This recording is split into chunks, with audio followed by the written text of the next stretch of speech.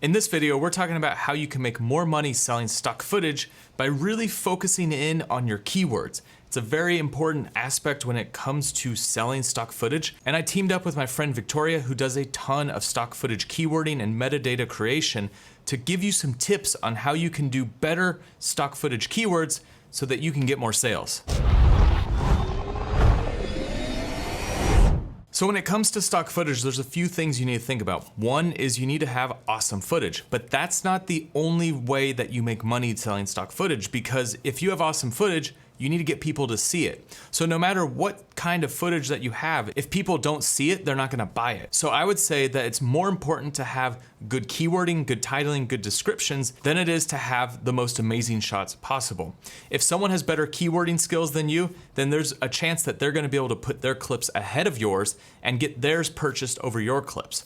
So this is the same kind of thing that I talk about all the time when it comes to YouTube. You need to focus on your metadata so that people can actually find your videos here on the platform, because if you create awesome videos but you don't know how to get people to see your video and click on it, then what's the point of making the video?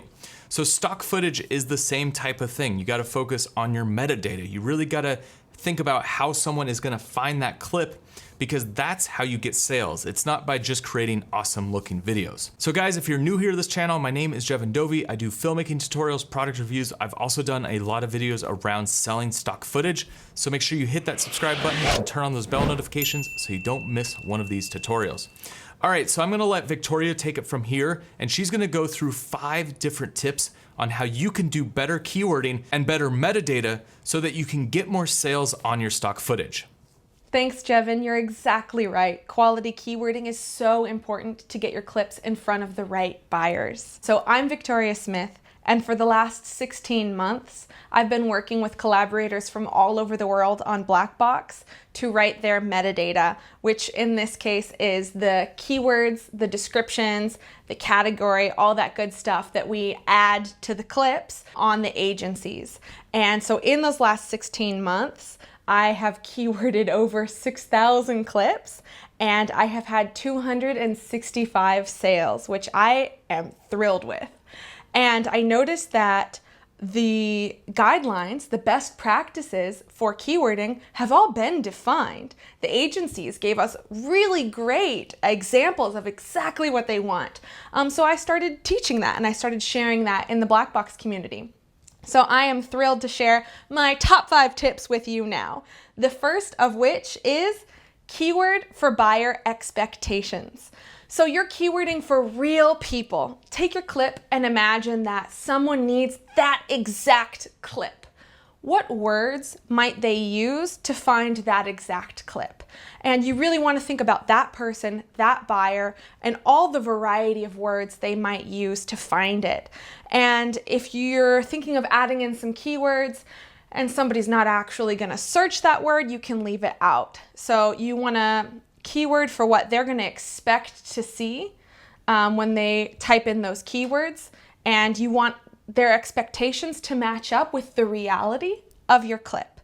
And the second tip is to avoid inaccurate or misleading keywords. So that kind of ties into the first point a bit. Let's say I'm at the beach and I film the sky, and then I also tag beach.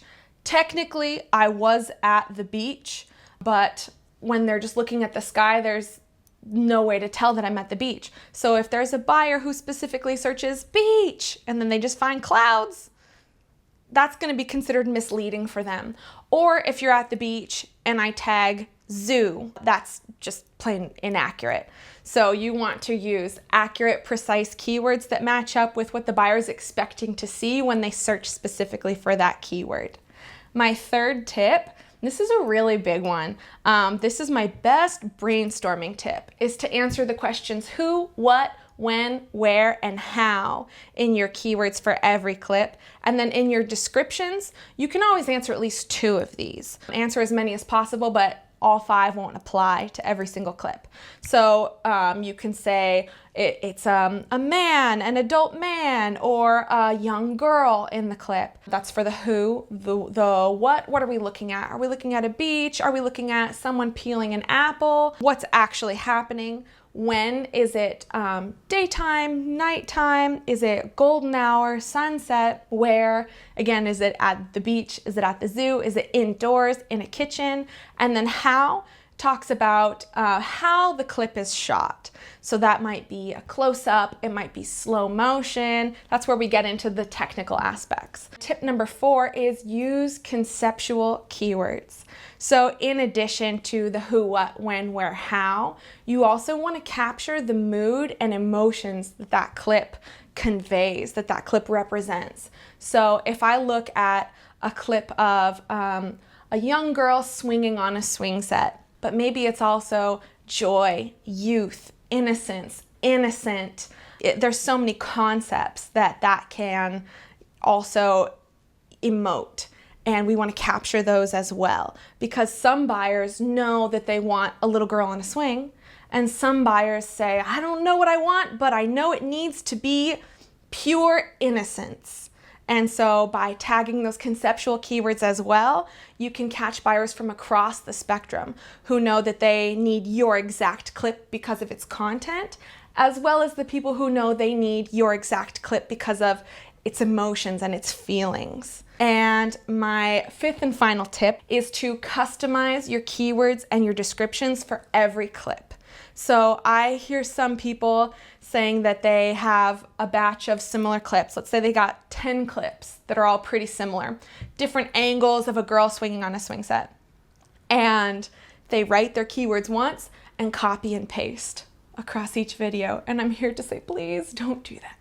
So you really want to pull out the differences, and that's going to boost in each of those clips. It's going to boost them all in the SEO rankings, and it's going to give you a wider possibility of reaching more buyers. For example, maybe one clip conveys different emotions than another. Maybe one conveys more positive, innocent, joyful emotions, and maybe in the other one she looks lonely and she looks sad. You see that she's in an empty park all by herself, so maybe you can change up the mood keywords. Maybe one is a slow motion close-up and another one is a real-time wide shot. So I really challenge you to vary your keywords for every single shot, and of course have a unique description for every single clip. And if you notice that you really can't find any differences between two clips, consider only uploading one, because if you can't find enough differences to identify them in the keywords, there might not be enough differences to justify uploading both. And when you pick just one, that one clip has better chances of rising in the SEO ranking and better chances of being purchased once and twice and thrice and continuing to outrank all the other clips. Versus if you had two similar clips that each sell once, any other clip that sells twice will place above them.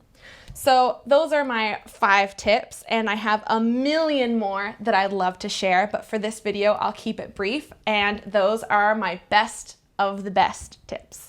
So if you want to learn more about keywording, metadata, and all of this, Victoria has put together a step-by-step course. It's called How to Write Killer Keywords for Stock Footage. I'll put a link down below in the description to where you guys can check out that full course, and it goes step-by-step through everything that you need to know so that you can get more sales and earn more money from selling stock footage. Now, one of the really cool things, and something that me and Victoria both use, is this software called Blackbox. And what that does is it allows you to share the work. So Victoria actually does all of my keywording for my stock footage, and through Blackbox, we're able to split the sales.